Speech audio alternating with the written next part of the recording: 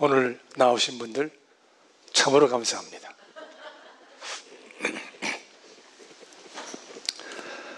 새해 여러분의 가정에 행복을 기원드립니다.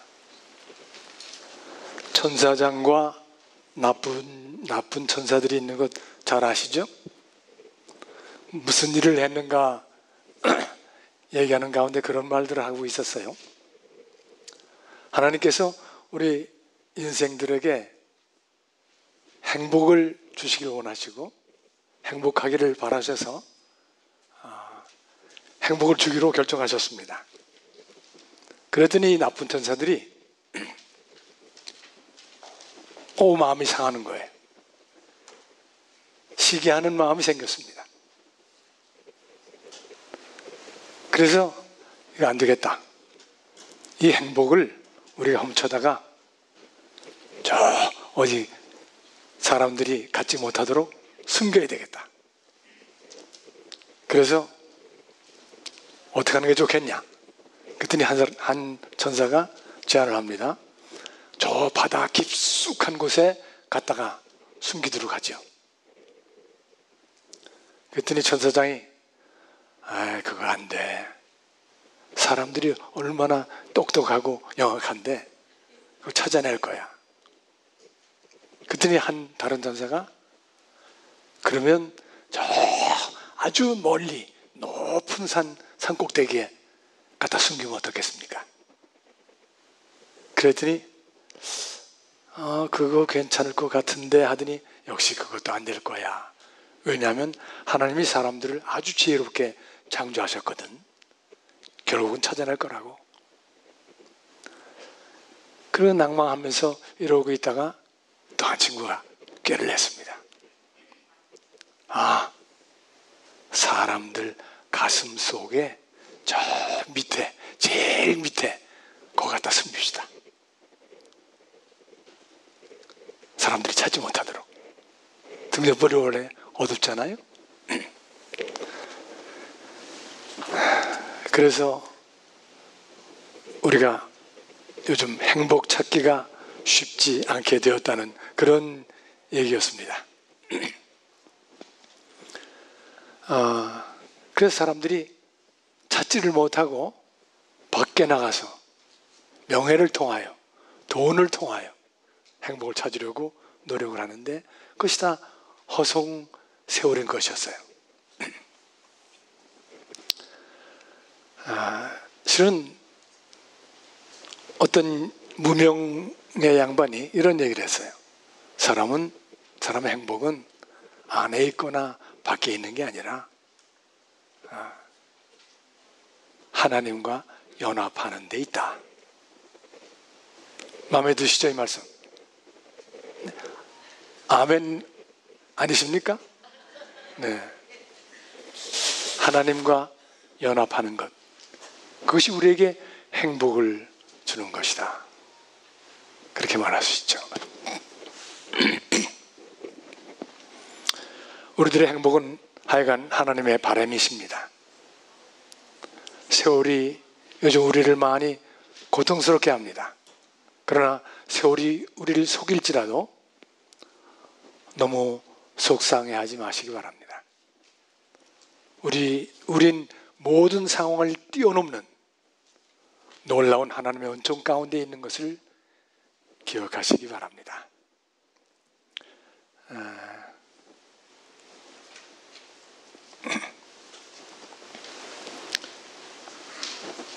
제가 찾았던 게 있었는데 얼른 갔네요.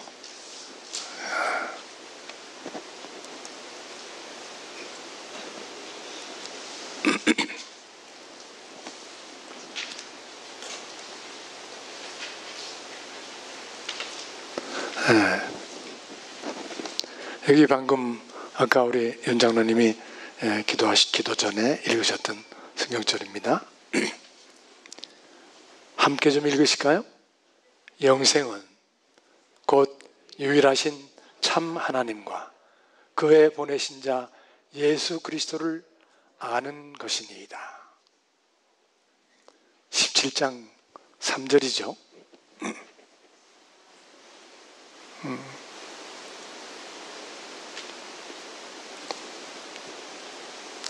예, 준비한 게 좀 어떻게 바뀌어진 것 같아요.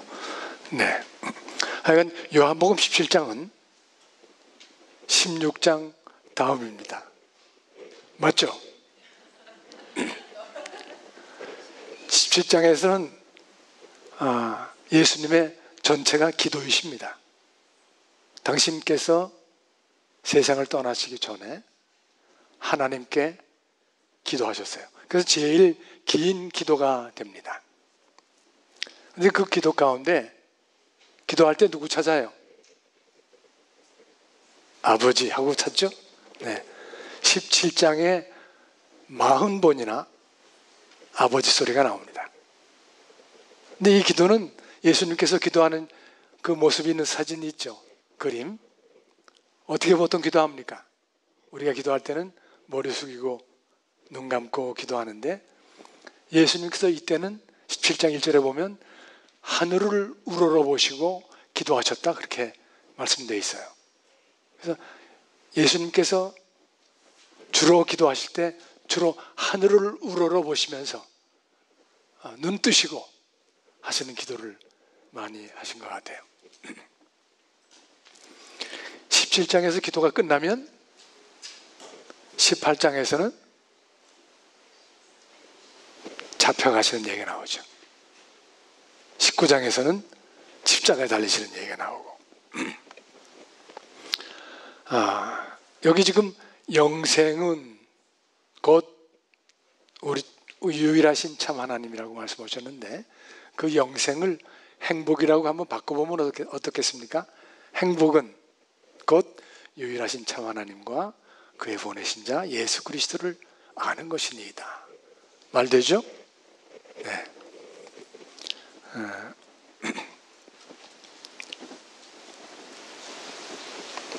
유일하신 참 하나님,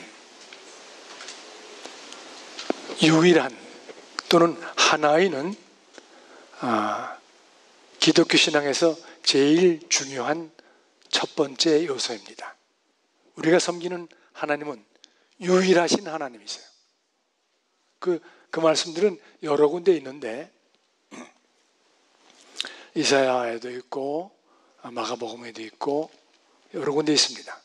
서너 군데 있는데 그 중에 유일하신 하나님 또는 유일한 주님 또는 홀로 하나이신 하나님 그렇게 불려져 있습니다.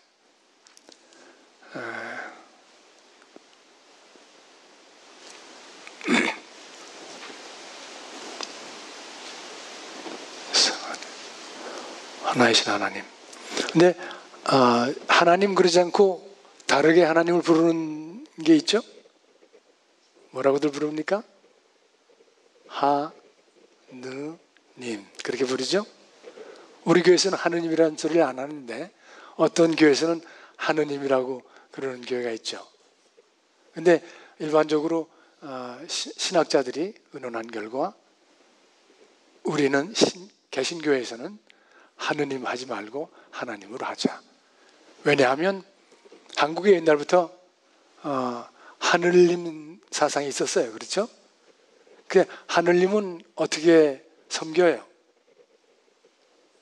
물 떠놓고 비는 거죠. 이 비는 거는 복을 빈다기보다 자기 잘못했다고 하는 것도 비는 거고 뭐 그렇게 돼요.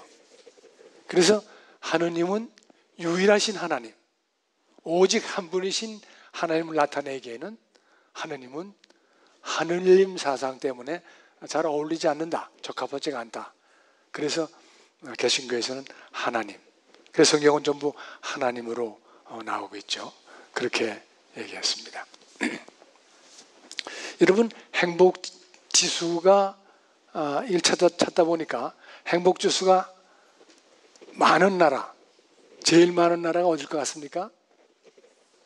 예? 벵글라데시요?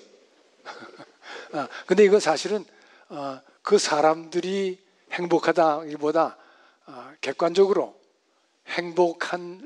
행복하려면 국가의 생산량이 많다거나 또 자유가 보장되어 있다거나 이런 여러 가지 요소들을 객관적으로 과학적으로 계산해서 해보니까 핀란드가 1위였습니다.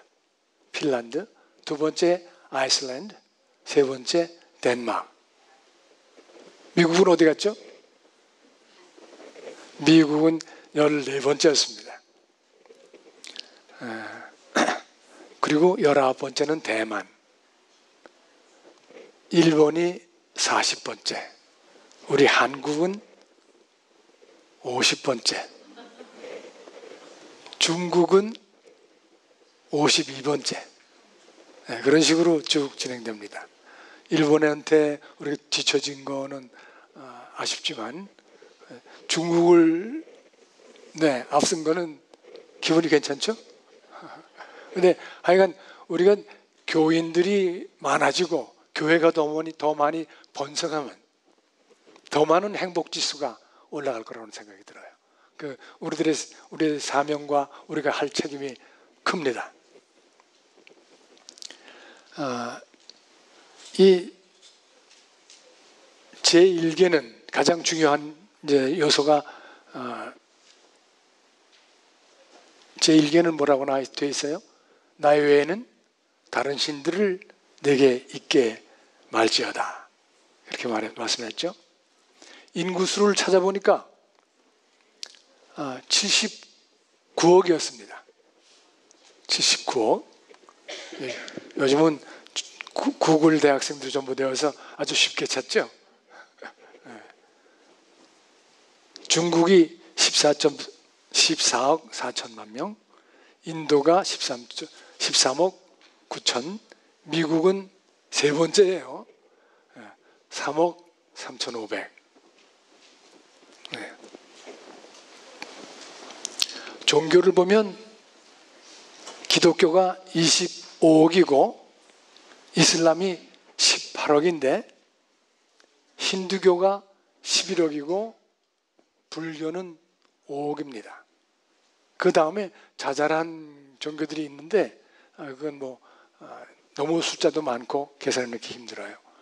엄청난 숫자의 종교가 있고 하나님이 있는 겁니다. 그래서 하나님은 유일하신 하나님, 그분만 섬겨라 이렇게 되는 거죠.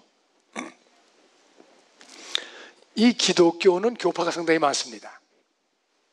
미국만 해도 200개 이상의 교파가 있어요. 기독교 내에. 근데 세계를 보니까 좀 잘 믿겨지지 않는 숫자죠. 4만 5천 개? 4만 5천이 아니고 45만 아니었던가? 네. 하여튼 그렇게 엄청난 숫자의 기독교 교파들로 분리되어 있습니다. 이거는 세계 기독교 연맹에서 센터에서 집계한 건데요. 그렇게 많습니다. 그러니까 유일하신 하나님은 참 쉽지 않은 것이죠. 그의 보내신 자 예수 그리스도.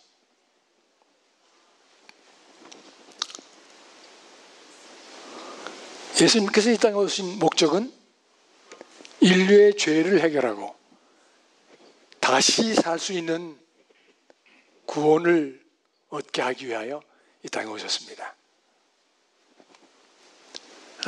예수님이 뭐로 오셨죠? 이 땅에? 네. 질문이 싱거우면 답들을 안 하시죠.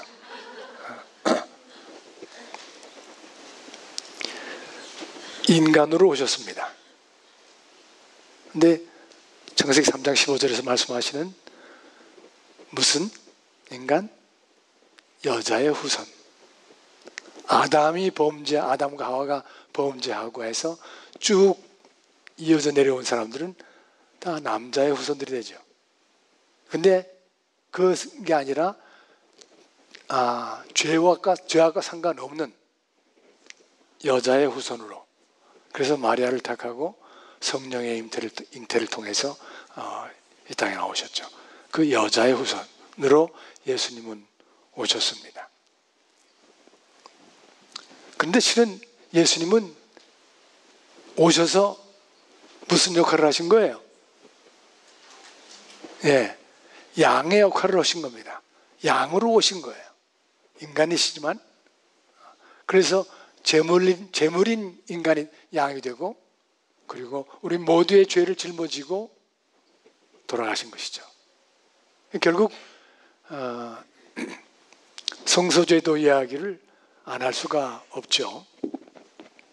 그렇지만 너무 기니까 짧게 하고, 제가 예수님 탄생하시는 그 영화도 있고 극도 있고 많이들 하잖아요. 교회마다 그런 것들 하지 않습니까?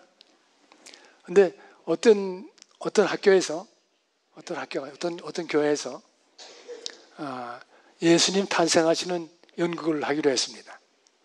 근데 배역을 이렇게 맡기는데 탐이라는 애가 있었는데, 아마 여러분들도 아시는 얘기인지 모르겠어요. 네, 탐이라는 아이가 있었는데, 얘는 좀 그 지능 발달이 조금 늦은 그런 아이였어요. 그래서 얘를 빼놔야 될까, 그런 생각을 하고 했는데, 이 아이가 자기도 뭘 좀 하고 싶어 하는 거예요. 아주 많이. 그래서 선생님이 그러면 아주 간단한 거, 말 한마디만 하면 되는 거, 그런 역을 줘야겠다, 그렇게 생각하고 여관집 주인, 여관 주인도 아니고 여러 개의 여관들 주인이 나오잖아요. 그 중에서 역을 하나 이제 줬어요. 이 집 가도 없다고 그러고 방 없습니다 소리만 하면 되는 그런 역을 줬어요. 그래서 연극이 시작이 됐습니다. 마리아가 말 타고 요셉과 함께 등장했습니다. 방을 찾습니다. 낙낙, 우리 방 없습니다. 또 다음 여관집 가서 낙낙 했어요. 또 방 없습니다. 근데 그 다음에 가서 낙낙 했더니 바로 그 타미가 문을 싹 열고 나오더니 우리 방 없습니다 그랬어요. 그래서 할 수 없이 또 이제 옆집으로 가야 되겠다 하고 막 가려고 그러는데 문이 다시 열리는 거예요. 방 없습니다 그러고 들어가더니 문이 다시 열리는 거예요. 그러더니 이러면 안 되는데 내 방이라도, 이렇게 된 거예요. 그러니까 그렇게 되면 연극이 힘들어지겠죠. 그러나 그 타미가 그렇게 말함으로 인해서 그 예수님 탄생 연극은 참으로 많은 사람들에게 많은 것을, 영적인 교훈을 줬다는 거예요. 내 방이라도 나는 예수님을 어떻게 모시고 있는가, 내 방에 예수님을 모시고 있는가, 그런 생각을 하게 하는 얘기였죠. 우리가 누추한 방이지만은 내 방은 예수님께서는 사양하지 않으시고 들어오실 것입니다. 들어오시라고 허락만 하면. 근데 이 말씀은 예수님이 미가서 5장 2절에 예수님 탄생하시는 얘기가 예언되어 있죠. 베들레헴 에브라다야, 너는 유다 족속 중에 작을지라도 이스라엘을 다스릴 자가 네게서 내게로 나올 것이라. 그의 근본은 상고의 태초행이라. 그리고 그 얘기는 메시아의 출생 얘기를 하고 있는 것이에요. 만약 이 예수님 탄생하시기 전에 700년 전에 미가가 쓴 건데, 우리 다른 지역에서 그랬다면은, 근데 제가 이거 참 좀 너무하지 않은가 하는 생각을 처음에 그런 생각을 했어요. 왜냐하면은 700년이라고 하는 시간 전에 예수님이 오실 거라고 하는 그런 분명한 얘기가 있고, 그 장소가 예언되어 있는데 어떻게 해서 베들레헴 사람들은 예수님에게 방을 들이지 않았는가? 한국에 가면은 노인석이 있습니다. 그죠? 노인 자리가 있고, 뭐 미국도 그렇긴 하지만은,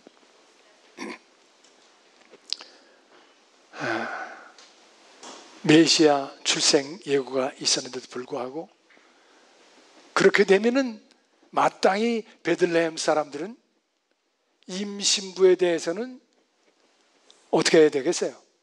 최고 우대를 하는 그런 습관을 갖고 있었어야 되겠죠. 그런데 그러지 않았던 거예요. 아주 딱한 이야기죠. 그런데 나중에 다시 가만히 생각하니까 예수님은 뭐로 오셨어요? 인간으로 오셨지만은 그분이 감당해야 할 사역은 양이었어요. 그래서 양으로 사셨어야 하는 거예요. 그것도 흠없는 양. 제사 지낼 때는 흠이 없어야 되죠. 양은 양이라도 다 되는 게 아니라 흠이 없는 양이었어야 돼. 그러니까 마구간에 나타나 출생하시는 것도 상당히 어울리는 이야기예요. 마구간에. 우리가 사람의 생각으로는 하나님께서 그쯤 되면 베들레헴에 700년 전에 예고를 해줬는데도 그렇게 되면 이거 취소다. 예수님 다시 올라와라. 그렇게 하실 수도 있었겠죠. 그러나 인간들은 너무 하나님의 말씀에 대해서 이해하지 않고 좀 더 진리에 가까이 나아가는 일에 너무 게을렀던 것이에요. 그래서 이 귀한 예수님이 탄생하시는데도 그걸 외양간인가요? 예, 하여튼 마구간으로 보내고 마른 것이죠. 성소는 사실 예수님의 탄생 전에 예수님이 하셔야 할 역할은 정해져 있잖아요. 몇천 년부터. 언제부터예요? 성소제도가 언제부터 만들어졌죠? 물론 출애굽기 25장에 나오죠. 그러나 그 전부터 가인과 아벨이 제사 지낼 때부터 벌써 이건 양의 죽음을 나타내고 있잖아요. 아담과 하와가 범죄했을 때 지어준 옷도 양의 가죽이었습니다. 그것들이 다 연결되어 있는 거 아니에요? 성경은 한 가지 사건, 한 가지 말씀도 그냥 우리에게 들려주시는 게 아니라 그 말씀 속에는 성경 전체에 하나님의 구원 사역이 다 들어있는 그러한 사건들이라는 것을 우리가 알 수 있죠. 성소는 뭐 하는 곳입니까? 죄를 졌을 때 죄의 삭은 뭐죠? 사망이죠. 그러니까 죄를 졌을 때 죄를 해결할 수 있는 방법을 주신 거예요. 그래서 죽지 않을 수 있도록 계획하시고 제도를 만드시고 그렇게 하신 것이죠. 성소, 제도, 죄를 해결하는 것. 여러분, 성소제도에서 그러니까 양을 잡아서 제사 지내는 겁니다. 그죠? 그럼 어떻게 돼요? 그렇게 되면 이 사람이 의로운 사람이 되는 거예요. 죄와 상관없는 사람이 되는 것이에요. 왜냐하면 양에게 내 죄를 안수했고 그 양이 그래서 죽어갔으니까. 근데 그래서 이 의로운 사람이 되는데 의자가 어떻게 되죠? 양 그리고 그 밑에 나. 이게 의롭다는 뜻 아니에요? 옳다, 바르다. 그거예요. 양 의롭다. 그러니까 거기 가서 양을 잡아 제사 지내는 일을 통해서 의로운 사람이 되는 것이에요. 의로운 사람. 그 놀라운 일이죠. 의자가 그런 걸 나타내고 있는 것은 참으로 놀라운 것이에요. 근데 여러분, 이 양은 흠이 없어야 되지만 이 제물을 드려서 죄를 해결하는 이 과정 속에서 양하고 내가 죄가 크다. 그러면 큰 양을 물론 서로 하는 경우도 있지만 그건 상관이 없는, 내 죄의 크기하고는 상관이 없는 것이에요. 양이 흠이 있느냐 없느냐만이 중요한 것이죠. 양이 흠이 없기만 하면 되는 것이에요. 그래서 예수님은 흠 없는 생애를 사셨기 때문에 우리 모두에게 구원을 주실 수 있는 것이에요. 우리의 죄가 어떤 사이즈든지 크기든지 상관하지 않고, 그것이 성소제도가 갖고 있는 특징이었습니다.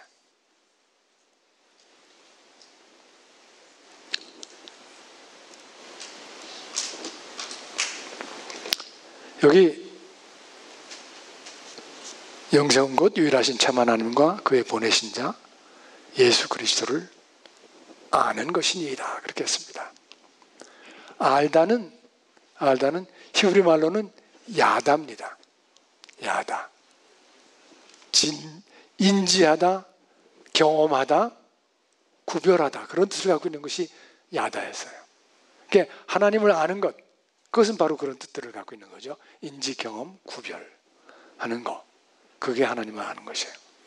근데 이 야다 가운데 아주 중요한 내용이 하나 있어요. 아담이 이브를 알다. 뭐가 특별하죠? 네. 하나됨의 암입니다.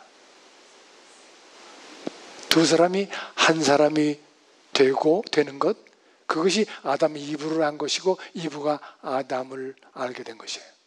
그걸 상징하고 있는 것이에요. 네. 하나됨.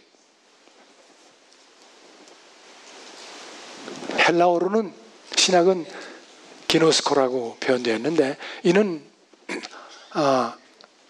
아는으로 번역된 이 용어는 현재 시제로 되어 있기 때문에 어떤 과거에 안다거나 미래에 안다거나 그냥 지식적으로 안다거나 그런 게 아니라 현재적으로 알고 현재의 삶 속에서 자기가 경험적으로 하나님과 함께 되고 예수님을 함께하는 그런 믿음으로 아는 것, 이것이 진정한 알미 되는 것이죠.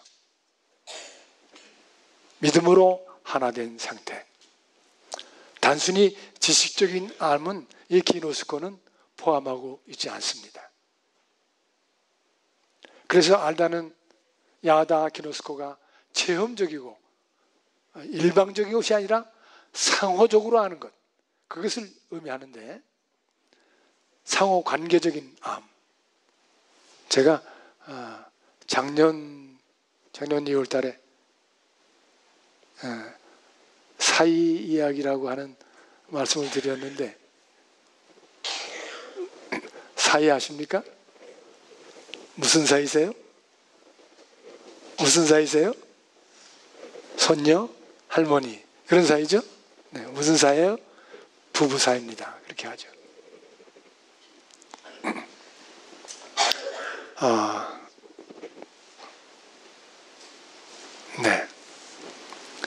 네. 사실 우리가 이걸 현재적인 적용을 해보자면, 부부는 사이가 있어요, 없어요? 네. 부부는 한 사람입니다. 그죠? 부부는 한 사람이에요. 그래서 사이 없는 사이, 그게 부부예요. 부부 사이예요. 이 땅에서 몇 명이라고요? 인구가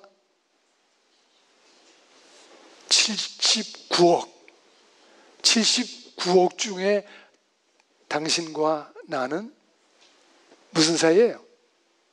없는 사이예요. 79억 분의 하나가 내 아내고 내 남편이라는 얘기죠. 얼마나 귀한 것이에요. 여러분 무슨 일이 있어도 꼭 지키시기 바랍니다. 여러분, 사람들이 그래요. 맞지 않아요. 맞지 않아요. 맞지 않는 게 그게 맞는 거예요. 남자가 여자가 맞으면 어떻게 되겠어요, 그게? 그건 우스꽝스러운 거지.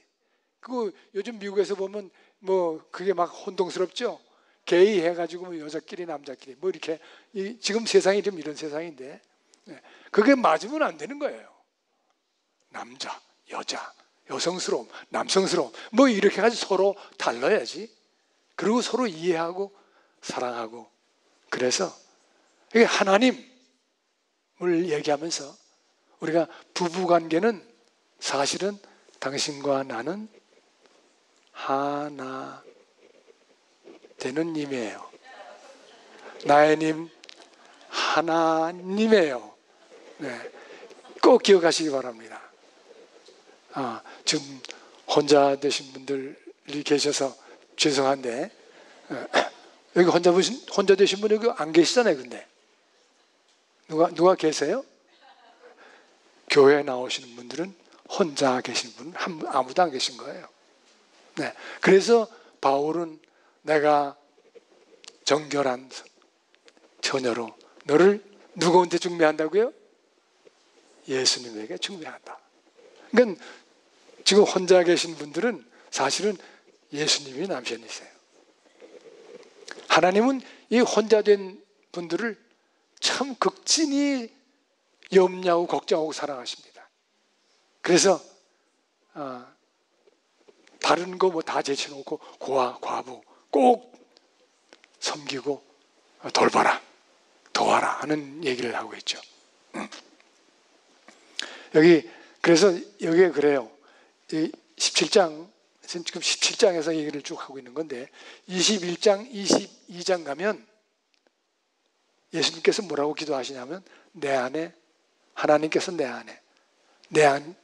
안에 하나님께서 하나님께서 내가 하나님 안에 뭐 이렇게 아주 하나를 얘기를 해요. 그런 거와 마찬가지로 이 백성들이 다 하나 되게 하여 주시옵소서 그래요. 그런데 이게 하나라는 것은 결국은 하나 되는 일로 어떻게 되는 거예요? 어디로 나아가는 것이에요? 하나님께로 나아가게 되는 것이에요. 그래서 하나 되는 것은 하나님과 우리가 사이가 없어지면 그것이 영생인 것이에요. 아주 중요한 것이죠. 그러니까 죽음과 상관없는 상태에 들어가는 것이 하나님을 아는 것이라는 것이죠. 그것이 하나님께서 계획하신 것이에요. 예수님께서 이 땅에 오셔서 하신 일이고 배우자 그것은 그런 의미에서 나 체험입니다. 창세기 2장 18절에서 뭐라고 그러세요? 부족하다. 혼자 있는 거 not good. 그래서 도움을 줄 배필을 주신다. 내 도움이에요. 내가 부족하기 때문에 나를 채우는 존재로서 나의 배우자를 주신 거예요. 그래서 두 사람은 꼭 하나인 것입니다. 시간이 너무 지나서 제가 실은 꽤 길게 준비를 했는데 맞춰야 되겠습니다. 그래서 내 안에는 하나님께서 주신 축복이다. 그런 생각 꼭 잊지 마시고 그렇게 생각하시고 서로를 하나 되는 나의 사랑으로 그렇게 해서 행복한 가정 되시길 바랍니다. 실은 제가 이 하나됨을 얘기할 때 많은 얘기가 해도 소용이 없는 것이에요. 가정에서 부부가 하나 되는 것 그거 못하면 그건 헛사는 거예요. 서로 이해하고 서로 돕고 행복하고 그런 관계가 되어져야 그래야 구원도 필요하고 다 생활 삶 속에서 행복을 느끼며 살게 되는 것이라고 저는 확신을 합니다. 그러니까 내 배우자는 하나님께서 주신 것이다.